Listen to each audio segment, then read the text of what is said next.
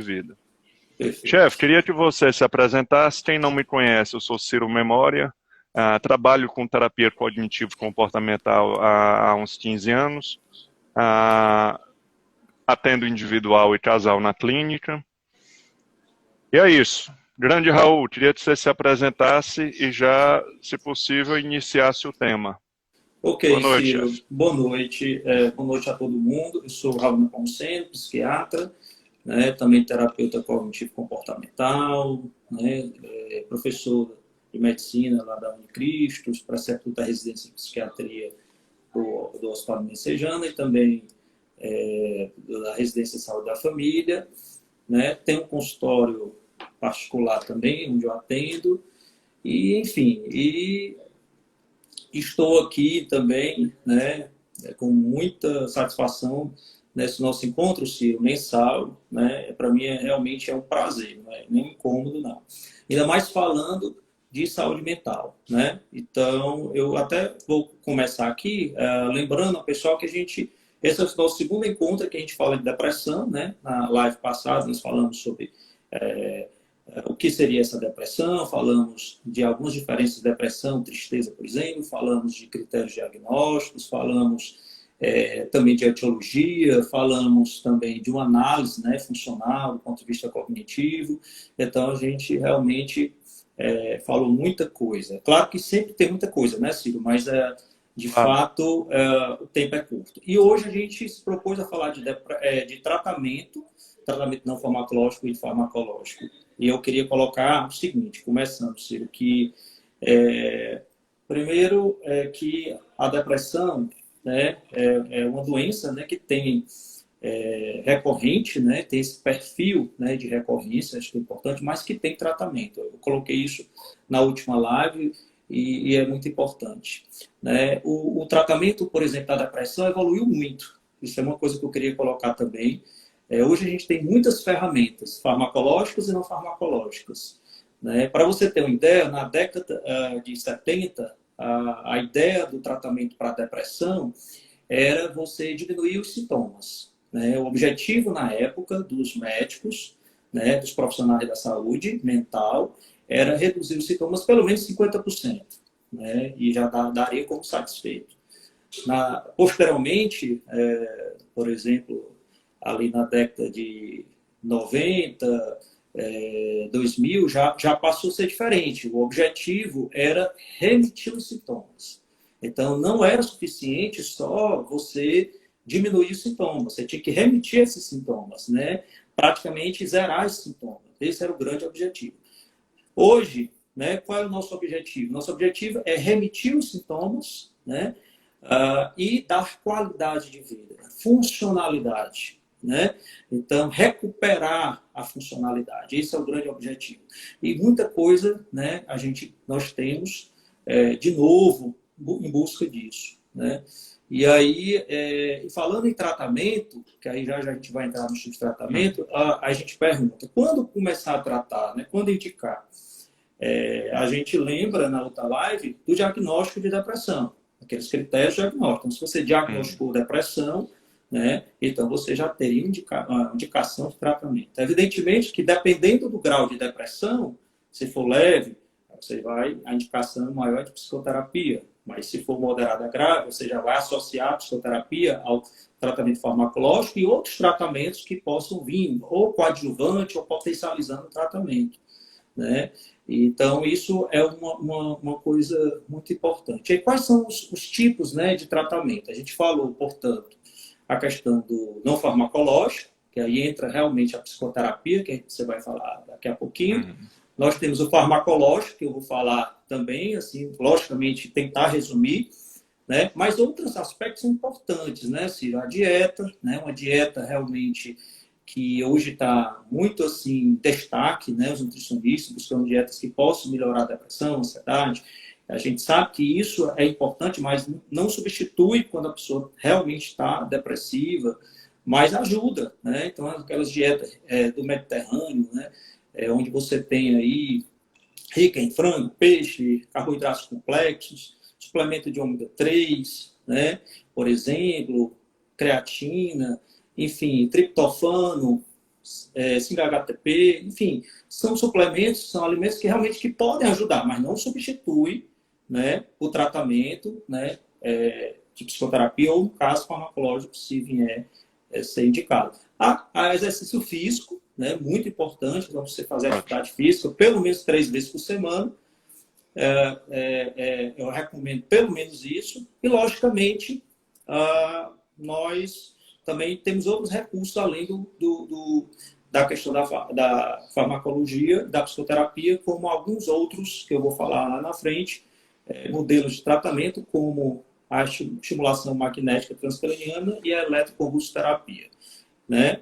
Então, assim, resumidamente, eu queria colocar isso, eu vou aprofundando à medida da live, vou passar para você e falar um pouquinho aí, né, dessa questão da psicoterapia, depois eu volto para falar mais sobre a questão da medicação, tá bom? Ótimo, Raul. Somando a essas estratégias, a gente também não pode esquecer do mindfulness, da meditação, que são todas estratégias que agregam muito no tratamento, né? Quando eu falo em terapia cognitivo-comportamental, eu vou tentar separar o tratamento em 3 etapas, para tentar ficar um pouco mais didático. A primeira etapa, vamos lembrar que a função das TCCs, das terapias cognitivo-comportamentais, é identificar, avaliar e modificar tanto pensamentos como atitudes, em busca que a vida do cidadão seja mais próxima do que ele quer para a vida dele. Então, como toda terapia, não se foca no certo e errado.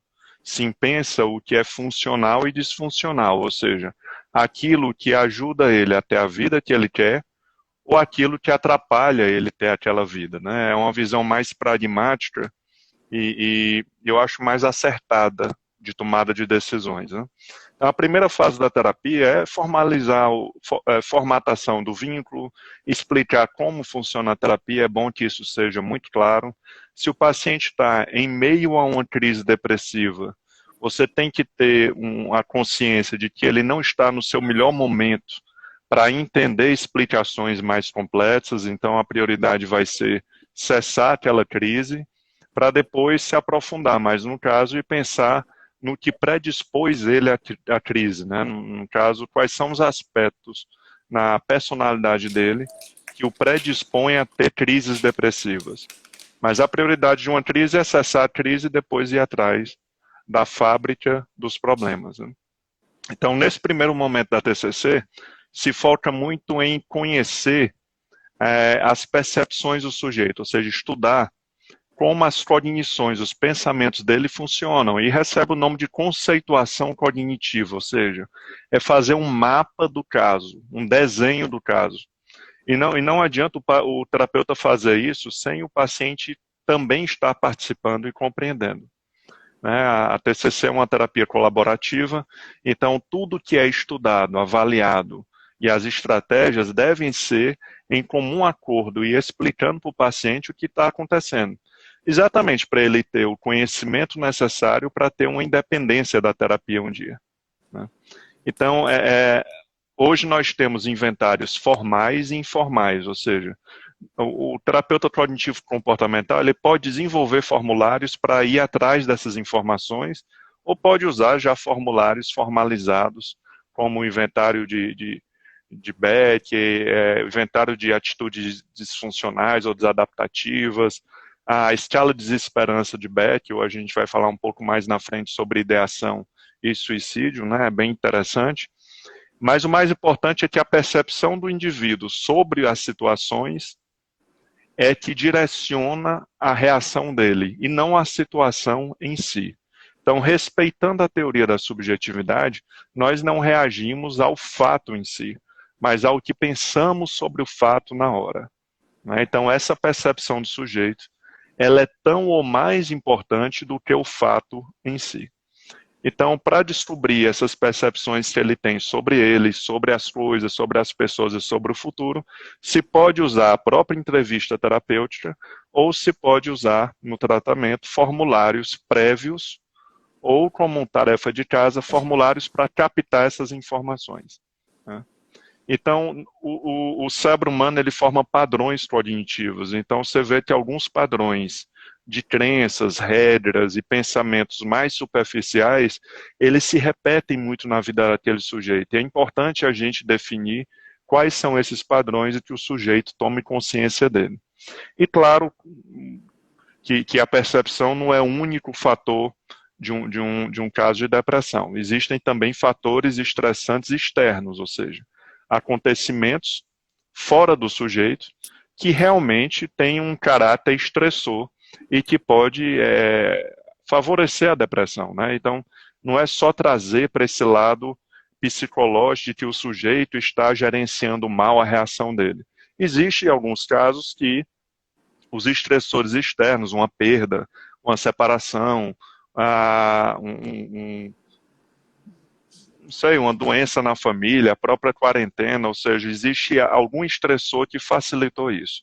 Então, esse primeiro momento da terapia é você montar o caso, é você desenhar o caso com quais são os pensamentos que são padrões para esse sujeito, como são os padrões de atitudes dele, e isso pode demorar algumas sessões ou não, depende do quanto você usou formulários para ter acesso a esses dados.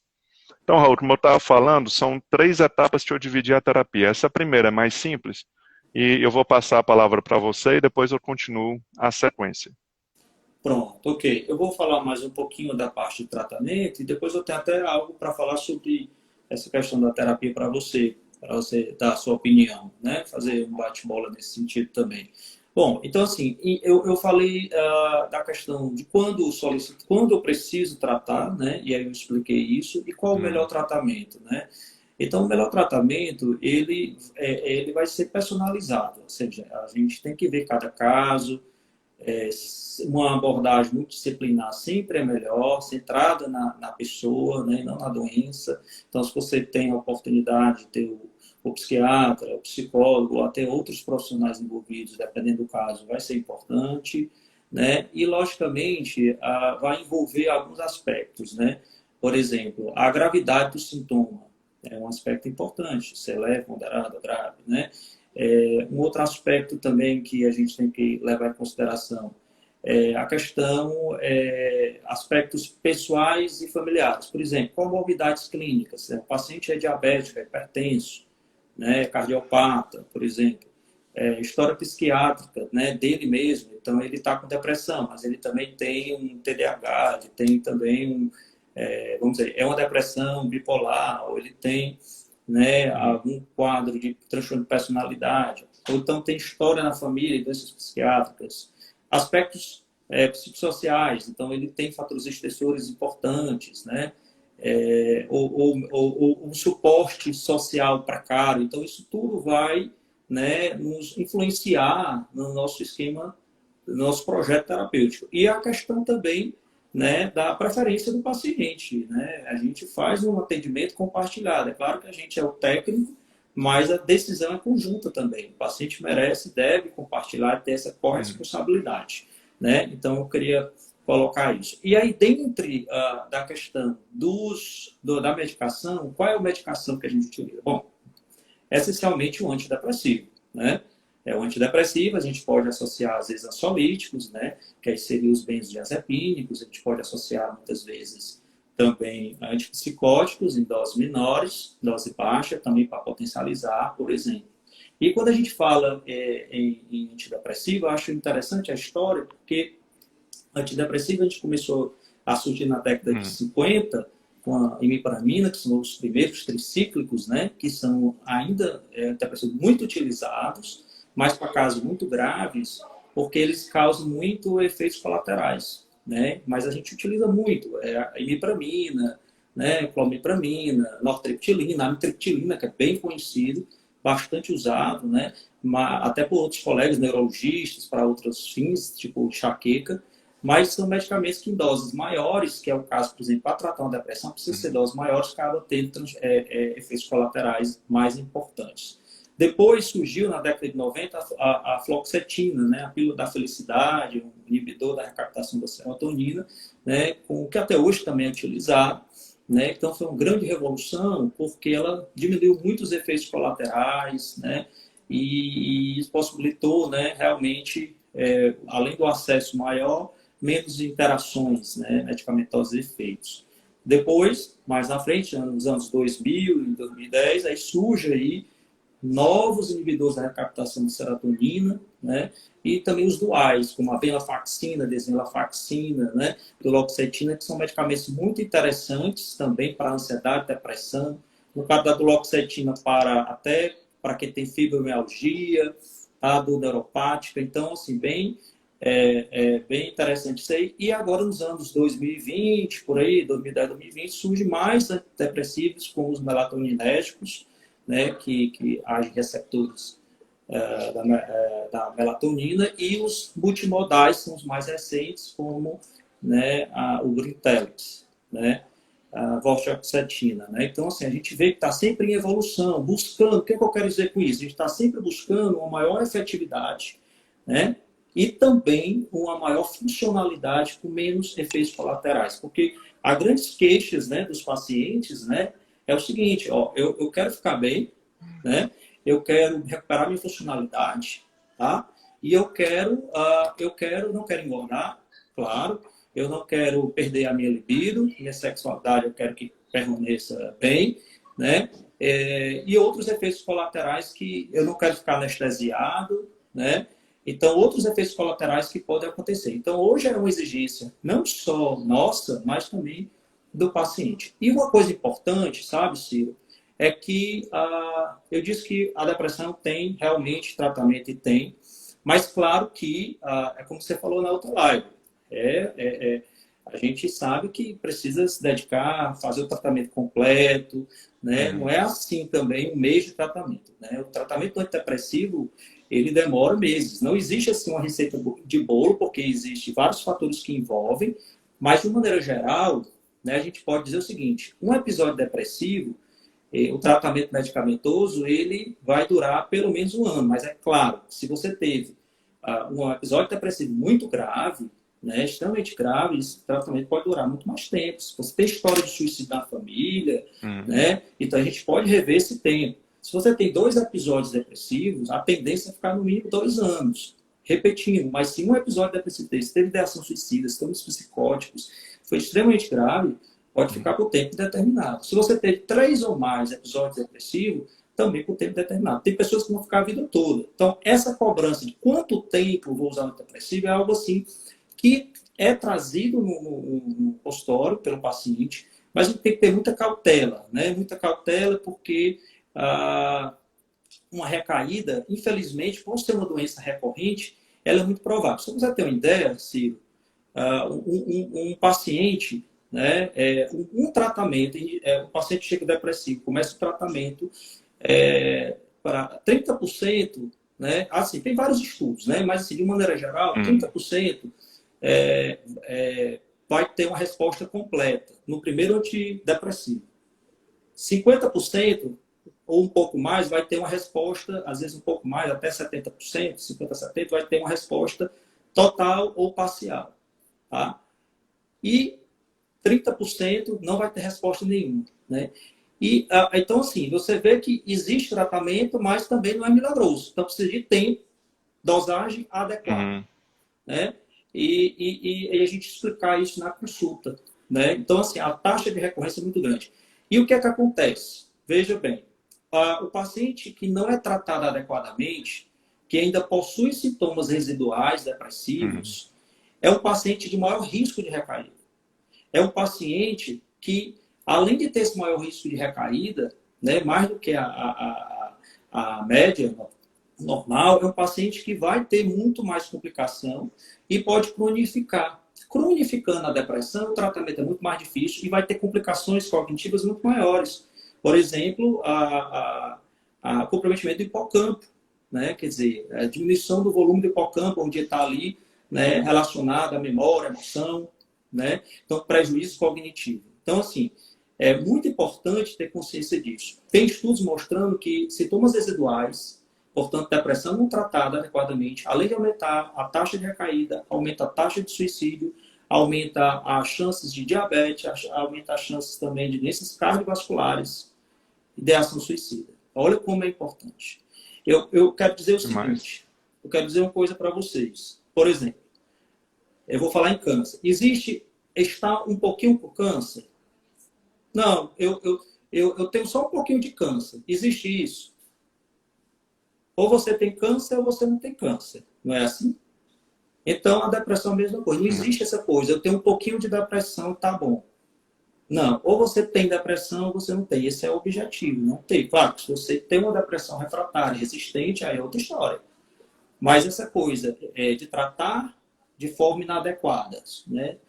Subdose, subtratamento, não, porque isso tem consequências. Então, não existe, eu tenho um pouco de depressão, não é para ter isso. As consequências podem ser grandes. Tá? Então, eu queria colocar isso bem claro.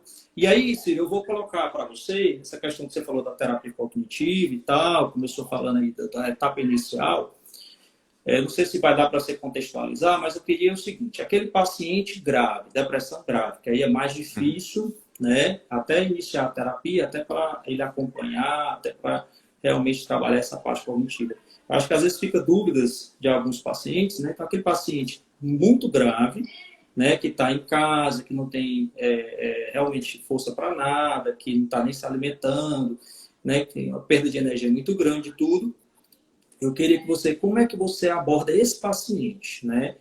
Eu sei que você indica para o psiquiatra, lógico, tem que ter essa ajuda, né, na medicação, mas como é que você vai abordar isso nessa parte inicial desse paciente? Acho que é importante esclarecer isso aí. Raul, dentro da minha explicação, eu vou tentar contemplar essa pergunta, ok? Ok. Eu vou pegar um gancho no que você estava falando.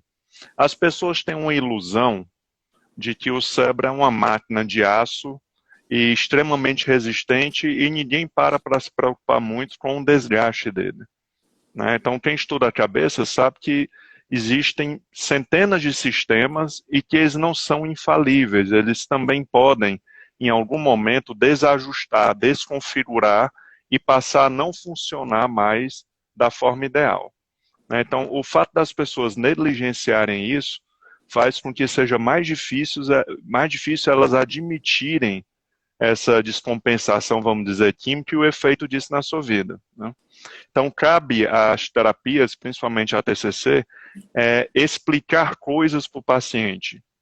E aí, claro, dependendo do estado que o paciente está, essas explicações elas devem ser reduzidas ou mais didáticas possíveis, para o cidadão primeiro entender o que é a depressão, né? Tudo isso que a gente está conversando hoje, eu acho que todo paciente que está num quadro depressivo merece entender.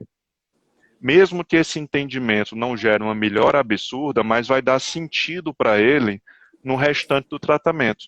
E ele vai compreender qual o efeito da medicação sobre a psicologia dele e qual o efeito da psicologia sobre a química, né? Porque um mundo interfere no outro. E a gente tem esse erro de distinguir razão e emoção como se uma desconfiguração emocional não atingisse a razão. E existe uma relação completamente ligada entre os dois. Então, essa segunda parte da terapia seria a psicoeducação, ou seja, educar o paciente sobre a depressão, sobre a reação humana, ou seja, como ele reage às situações. Aí você faz um modelo cognitivo básico ou mais completo, dependendo do paciente, num formato que o paciente compreenda, né? Claro que pacientes que estão em uma crise grave de depressão, a parte cognitiva deles está abalada, ou seja, a capacidade de entendimento, de concentração, de memorização está muito abalada. Então não se pode gastar muito tempo nesse momento da terapia com casos mais graves, com explicações e sim com motivação, com entrevista motivacional, apoiando os familiares, dando instruções, viabilizando atitudes que possam quebrar o ciclo depressivo, né? Porque o cérebro é como se fosse uma máquina que entra em ciclos de ansiedade, e você pode se preparar para fazer sua parte para que esse ciclo termine o mais cedo possível. Então, em casos como esse que você relatou, a ideia é ir de trás para frente. É já começar com algumas estratégias técnicas. Quando o paciente sai da crise, pelo menos sai da metade da crise, se começa a fazer a terapia na sua sequência natural, né? Mas sempre respeitando. Quem manda na terapia é o paciente se ele está compreendendo e capaz de executar aquelas estratégias, né?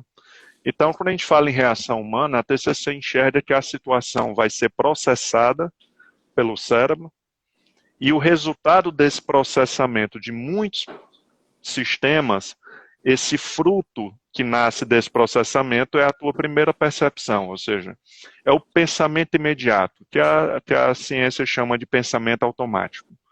Então, a nossa percepção imediata do mundo é quem orienta a nossa reação. Esse é o modelo de realidade que nós conhecemos. E esse modelo de realidade, ele pode estar distorcido exatamente por esse sistema de processamento.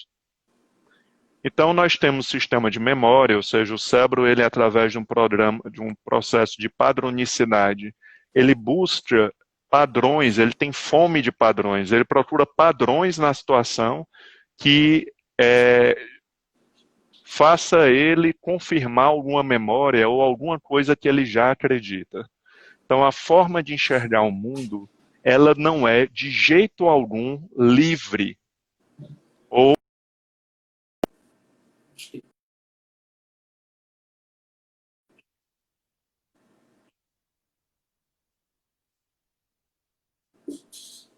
Raul, você me ouve? Tem uma travada, mas eu estou ouvindo agora. Estou ouvindo, Raul, mas você me está ouve? bem baixo agora. Ok. Agora tá bom. Pode falar de novo? Raul, você me ouve? Estou ouvindo, Tá ruim? estou ouvindo. Não, ok. Você está me ouvindo? Estou. Desculpa, eu perdi o som, mas daqui a pouco volto. Então, essa padronicidade, ela vai buscar padrões, e isso não tem nenhum tipo de compromisso com a felicidade do sujeito, é só um processamento mais mecânico do que coerente. Então, essa tendência do cérebro de confirmar o que acredita, se o que eu acredito sobre mim, sobre a vida e sobre o futuro é uma crença ruim, ou que me faz mal, ou que atrapalha a minha vida, o cérebro, como máquina, não vai ter essa consideração, ele vai simplesmente continuar essa autoconfirmação. Então, essa busca por confirmação, o cérebro começa a dar sentido àquilo.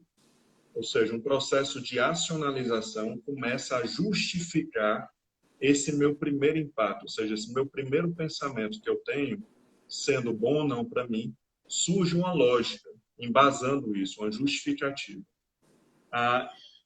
Então, a distorção cognitiva, que é mais comum em depressão, pessimismo, o negativismo, focar na parte negativa, catastrofização, pensar no pior, abstração seletiva, focar naquilo que prova o que eu acredito e desvalorizar o que contradiz o que eu acredito. Essa é bem clássica. Leitura mental, tentar imaginar o que os outros pensam ao meu respeito. A maximização, que é o exagero. Minimização, quando algo bom acontece, eu minimizar, como se não foi nada demais. Aconteceu, eu não mereço tanto isso. Personalização, achar que aquilo tem alguma coisa a ver comigo. Vitimização, achar que eu sou vítima das situações. Culpabilização, me ver como culpado. Então, todas essas distorções surgem devido a esses processamentos que o cérebro realiza. Então, trazer esse conhecimento para o paciente de uma maneira simples, de como ele processa a vida, faz com que ele tenha um autoconhecimento bacana, tipo, se eu processo mal tal situação. Se eu já entendi que quando acontece esse evento, a tendência é que eu vá processar mal e minha reação vá junto. Então, sabendo disso, como eu vou entender isso e questionar isso? Se na hora nós somos sequestrados, não vou usar essa palavra que eu uso muito, que uma pessoa que está em depressão, ou numa crise ansiosa, ou apaixonado, ou alcoolizado, ele está todo sequestrado, emoções, inclusive a razão dele está sequestrada, só que ele não admite. Por motivos biológicos e culturais, nós não admitimos. Então, quando um paciente cheio de lógica, se você for tentar bater de frente, muitas vezes com evidências, por exemplo, qual é a lógica de você ter tentado suicídio? Ele vai lhe dar uma lógica. E vai ser justificado o suicídio dele. Então, é importante, na terapia, você deixar claro que ele está seguindo uma lógica que, na verdade, não é legítima dele. É uma lógica transformada por uma química ou por uma desconfiguração de um sistema. Então, ele está sendo ele só está sendo ingênuo de acreditar em pensamentos que não são genuínos dele, mas que são de uma patologia. É interessante isso, porque você não bate de frente com o raciocínio dele. Você só faz ele pensar que ele pode realmente estar ali numa defesa ilusória da razão. Então, pessoas que se acham muito inteligentes ou têm uma rigidez intelectual, que são acima do certo e errado, são céticos, são pessoas que eu vejo, quando deprime, como a razão deprime junto, eles têm mais dificuldade de sair do quadro. Em pessoas que já têm uma visão crítica sobre a própria cabeça, eu consigo um resultado até mais rápido. Então, a segunda parte seria isso, a psicoeducação sobre a depressão, sobre a reação do sujeito, as opções que ele tem, o impacto que a depressão, como a depressão aumenta a disponibilidade de memórias ruins, de previsões ruins, né? Então, o sujeito não tem a mesma liberdade de pensar em coisas boas e ruins, a parte negativa fica mais evidenciada, mais disponível. E ele, sabendo de tudo isso, ele começa a ter uma relação diferente com o quadro dele. A ideia é essa, que a informação traga para ele um benefício terapêutico. Se tiver um benefício terapêutico, recebe o nome de psicoeducação. Se não tiver, foi só uma explicação. E é necessário ter cuidado. Não adianta você pegar um paciente, como você bem explicou, cada caso deve ser levado de uma maneira. Não adianta você ter um livro de depressão e passar para todos os pacientes. Pode ser que um paciente processe mal aquele livro, interprete de uma maneira que traga mais prejuízo do que vantagens. Então, cada caso deve ser analisado. Raul, enquanto eu tento recuperar meu áudio aqui, você dá continuidade. Aí depois eu finalizo com a terceira parte e podemos entrar em algumas dúvidas. Perfeito. Isso que você falou, eu queria até colocar, Ciro, porque eu acho super importante as lives, né, esse trabalho de psicoeducação que a gente está fazendo, não deixa de ser explicando, mas lembrar que isso não substitui uma consulta psiquiátrica nem, né, um acompanhamento psicológico.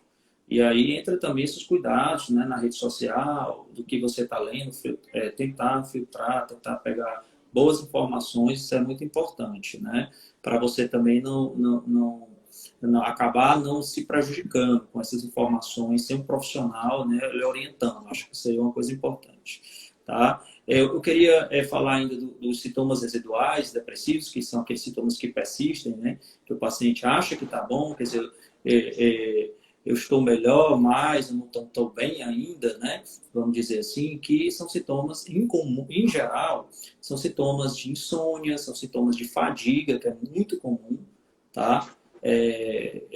São sintomas de dor no corpo, né?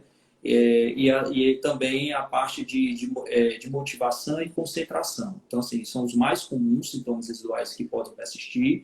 Essa de fadiga é muito comum, quer dizer, o desempenho ainda não é o mesmo, a pessoa, né, quer dizer, eu estou melhor, mas eu não estou tão bem. A pessoa sente que ainda não está naquele desempenho, a recuperação funcional não é total, né? O que melhora geralmente mais imediato? Vai melhorar o humor e a questão da lentificação psicomotora, né? Então você vê que os pacientes melhoram mais o humor, melhora a questão da motricidade. É por isso que às vezes a gente se preocupa, né, com a questão até do suicídio, né? Porque do ponto de vista cognitivo ainda tem muitos pensamentos suicidas, né? Mas aí no início, na depressão em si, sem tratamento, não tem energia, não tem força, mas aí à medida que melhora, né, aquela motricidade, aquela força, e aí é onde muitas vezes acontece, às vezes até o suicídio. Você diz, melhorou e de repente, né, acabou cometendo suicídio, né? Falando aqui um pouquinho do suicídio, a gente vai falar depois mais um pouquinho, né, aproveitando aí o Setembro Amarelo, lembrar aí a prevenção do suicídio, que tem que ser o ano todo, né? Aqui é só ações mais intensas, mas é o ano todo. Bom, e então vamos falar do antidepressivo, né? Então, depressão, a gente vai usar antidepressivo. Geralmente, caso moderado a grave, portanto, vai começar um antidepressivo. A maioria dos antidepressivos, então, tem evidências científicas de serem semelhantes à eficácia. O que vai mudar, Ciro, é exatamente as características do paciente, que aí eu falei, comorbidade, peso, né, essas questões, a demanda do paciente, né? Eu não quero engordar, eu não quero aquilo, então a gente vai vendo um pouco isso e os efeitos colaterais da medicação. Então, na verdade, a gente quer eficácia, né, efetividade, a gente quer portanto, uma boa resposta, a gente quer que o paciente tolere a medicação e que não tenha efeitos colaterais, né? Então, a gente vai buscar um perfil melhor para aquele paciente. Então, a gente tem os triciclos que eu já falei, né, que são os mais antigos, né? Por exemplo, imipramina, que a gente usa com mais restrição por conta dos efeitos colaterais, inibidores da MAO também, que é outra classe, não precisa decorar isso, de antidepressivo também é usado muito para casos muito graves, quando outros antidepressivos não tiveram muita resposta, porque existe também muitos riscos de efeitos colaterais, inclusive com alimentações, né, pode desencadear crise hipertensiva, né? E a gente tem os inibidores da recaptação de serotonina, que aí muita gente vai se identificar, né, que é a fluoxetina. Eu vou falar o nome genérico, né, da substância, para falar no comercial, mas a gente tem a fluoxetina, a sertralina, né, a paroxetina, né, o citalopram, escitalopram, né, fluvoxamina, e aí eles têm algumas características cada um, né, assim, por exemplo, a gente sabe, por exemplo, que a fluoxetina ela é muito usada para adolescente, né, para criança, tem um perfil mais tolerável e tem mais tempo de estudo, né? Alguns transtornos alimentares são usados para depressão, é usado sim para depressão, mas pessoas muito idosas a gente não costuma usar, porque é uma droga, apesar de ser inibidor da recaptação, droga mais antiga dos inibidores, então tem um pouco mais de interação, né? Aí a gente tem a paroxetina, que é um outro, né? É inibidor que tem uma meia-vida mais curta e que assim, é muito bom para pânico, por exemplo, além de depressão, pode ser usado para depressão. Como eu disse, a maioria deles tem uma evidência semelhante, que vai mudar esse perfil de efeito colateral. Mas a paroxetina ela tem muito interação medicamentosa, ganho de peso é bem significativo, né?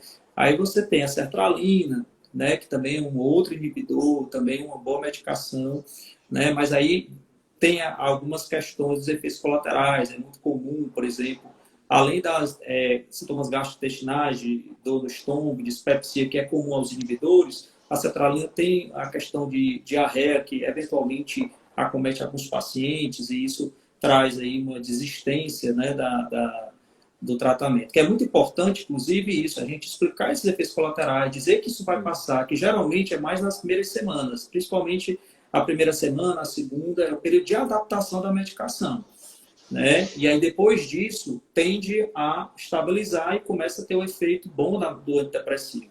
Então, tem que deixar muito claro, porque aí o paciente ele desiste aí, se ele não tiver uma boa orientação. Acho que está piorando, que o remédio está fazendo mal, né? Geralmente, com sintomas muito graves de colaterais, é que a gente pede para parar a medicação, mas leve a moderado, tende a diminuir. Bom, aí a gente tem o citalopram, né? E o escitalopram, que é muito usado hoje, inclusive nos idosos, são medicações inibidores mais modernos que têm menos efeitos colaterais, né? Bom, aí a gente tem também, Ciro, os duais, que eles agem, né, atuando em dois neurotransmissores, serotonina e noradrenalina. Aqueles que eu falei, a venlafaxina, né, que é muito bom antidepressivo, a desvenlafaxina também, que é uma molécula muito próxima da venlafaxina, muito utilizada também no idoso, por exemplo, porque é uma das medicações que menos tem interação medicamentosa, entendeu? E a gente tem, como eu falei, a duloxetina, que é muito usado pelos reumatologistas para fibromialgia e por os neurologistas dor neuropática, porque ele tem esse perfil noradrenérgico muito, já de início, dose de início, ele já atua nos neurotransmissores noradrenérgicos e isso melhora bastante a dor, né? Bom, e nós temos, eu queria colocar também os mais recentes, os multimodais, né, como a Brintellix, né, que são medicações que têm menos a ver com exatamente com essa ideia de menos efeitos colaterais, menos ganho de peso, né, de ter menos impacto na questão da libido.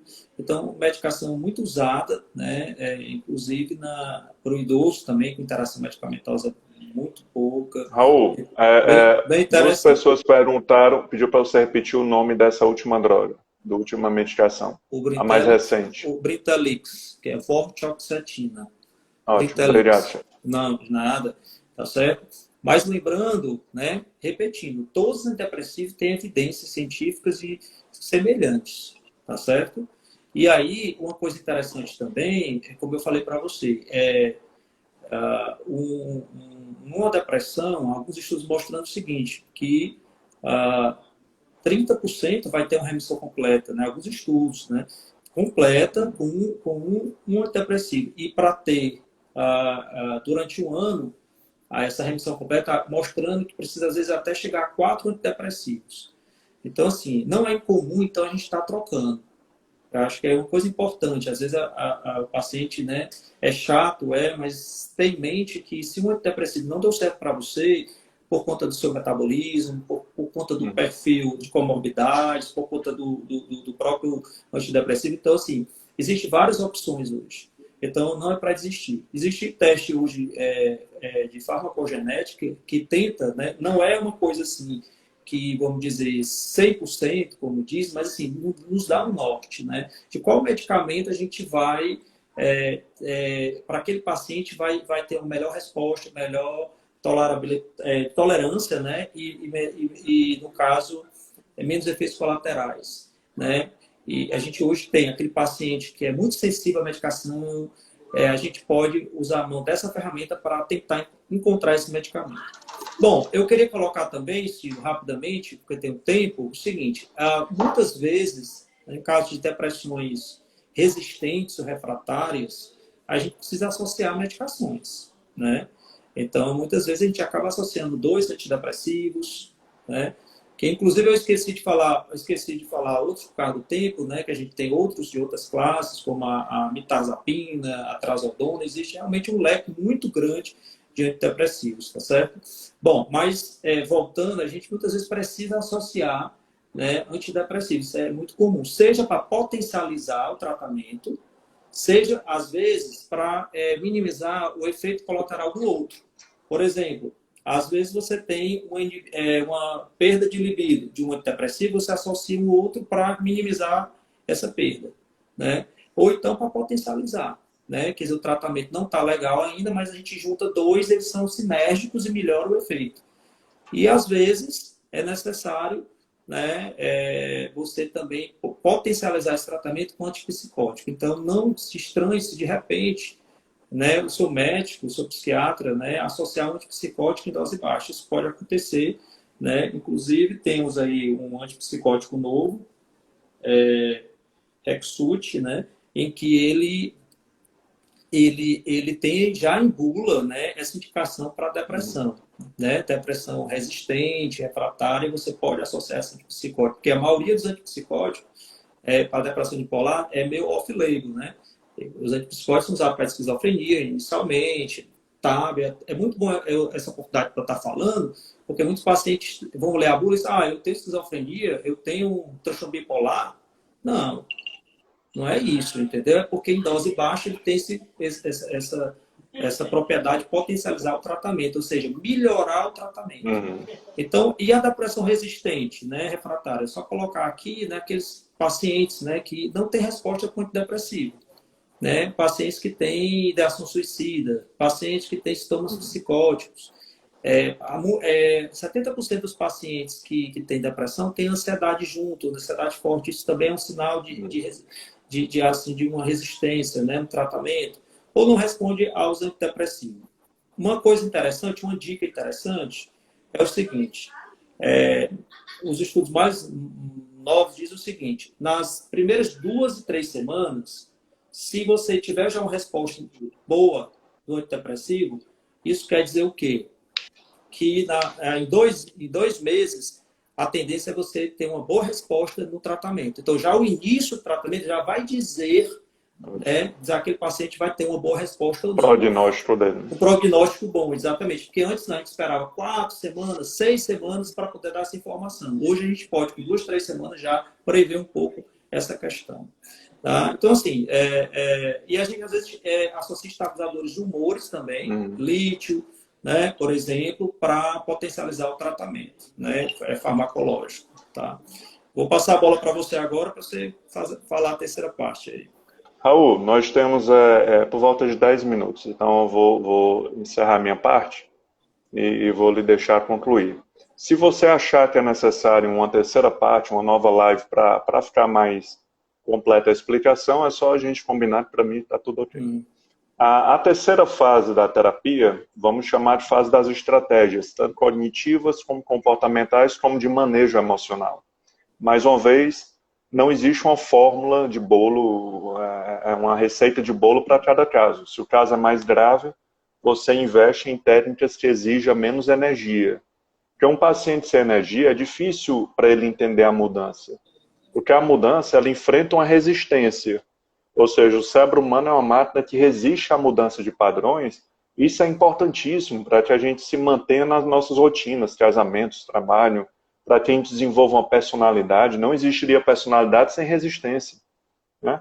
Agora, essa resistência pode também resistir à saída de um quadro depressivo. E é necessário estratégias em um certo ponto de energia para conseguir passar por essa lombada. As estratégias não fazem milagres, como a medicação também não faz um milagre, né? A equipe, ela trabalha para reduzir essa dificuldade que o paciente tem nessa luta. Mas se o paciente não luta com ou sem medicação, ele acaba ficando no quadro por muito tempo, né? Então, assim, explicar sobre os tipos de mudança e a resistência. Então, existem mudanças que você consegue racionalizando, são muito raras em quadros mais agudos de depressão.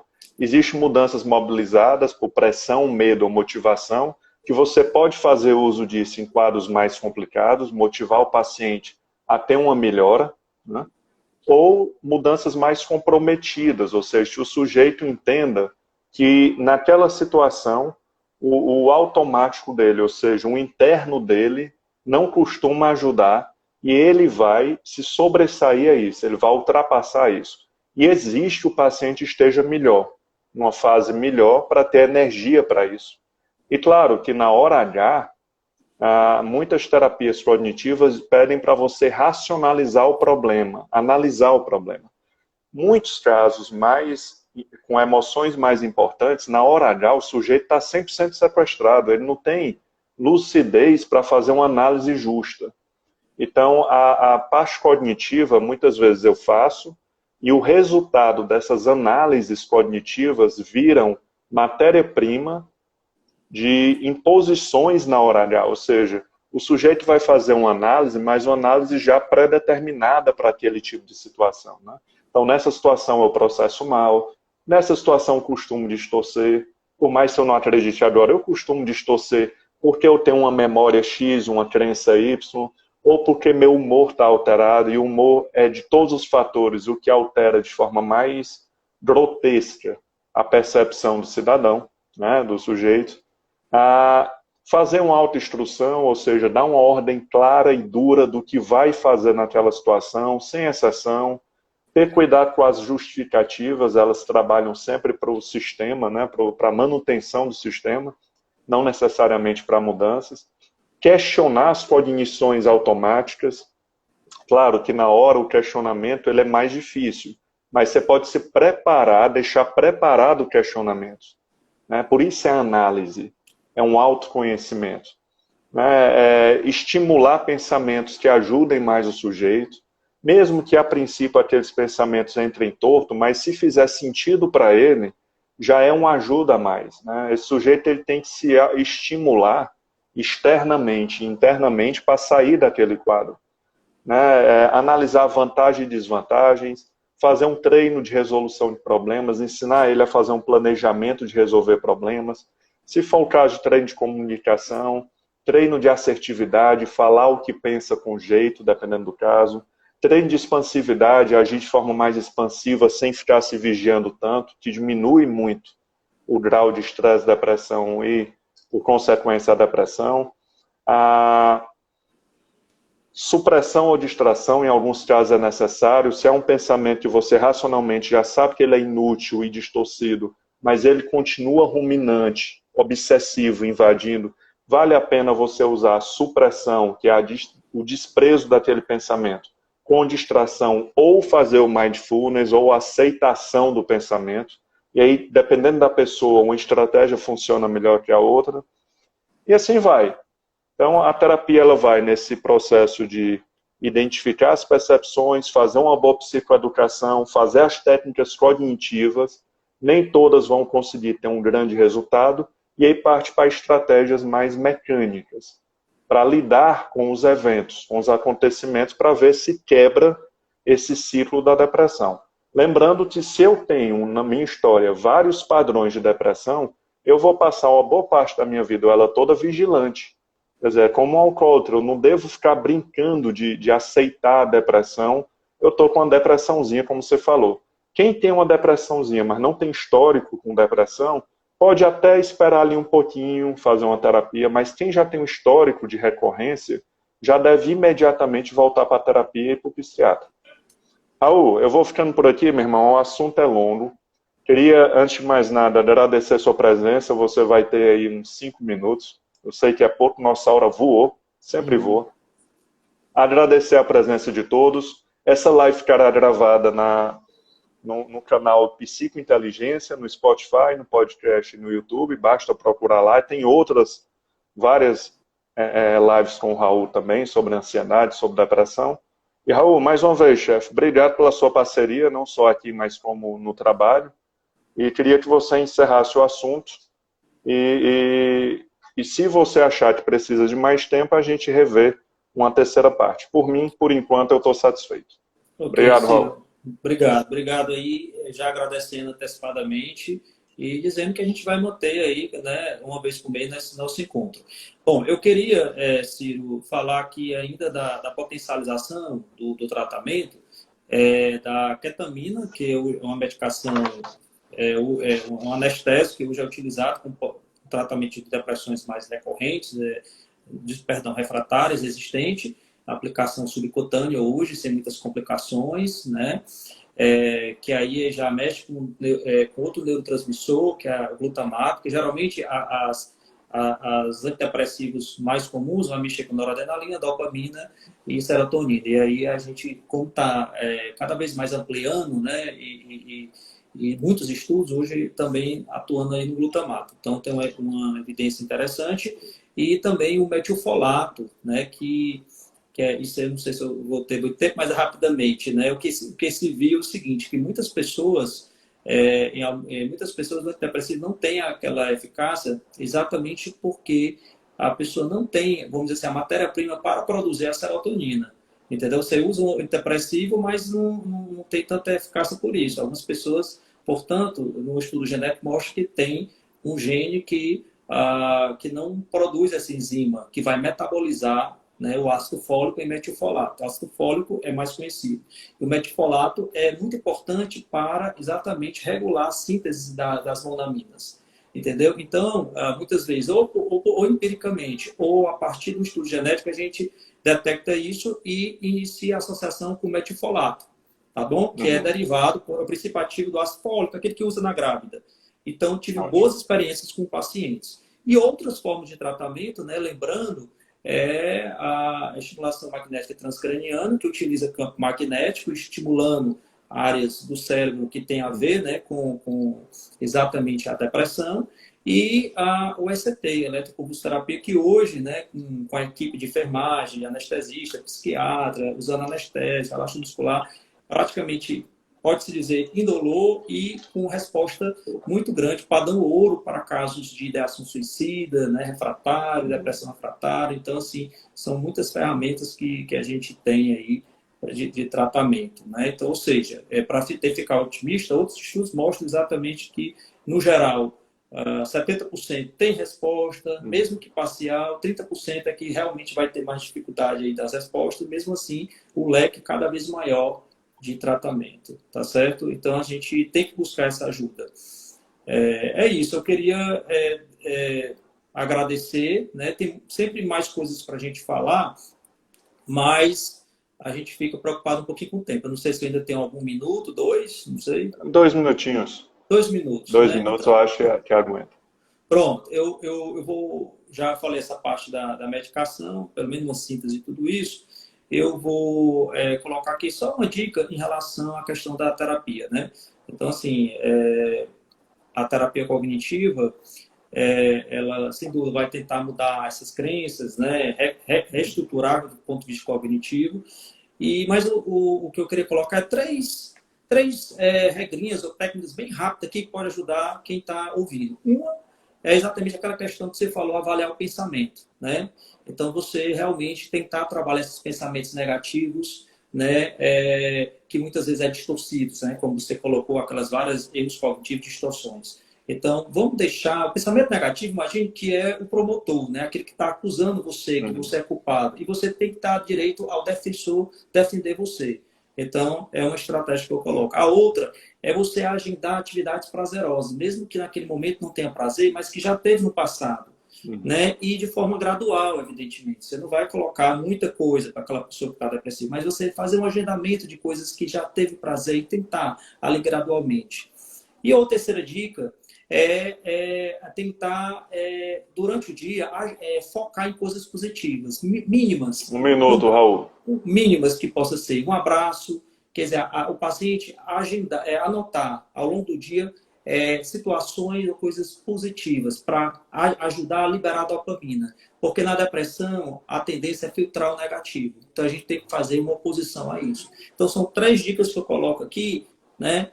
De forma prática, para ajudar aí o pessoal que está ouvindo, algum familiar que esteja passando por isso. E lembrar do Setembro Amarelo, né? A gente não teve tempo de falar especificamente, mas tentar aí ajudar as pessoas falando sobre suicídio, né? E ajudando essas pessoas a levar ao profissional para dar esse apoio e oferecer o tratamento.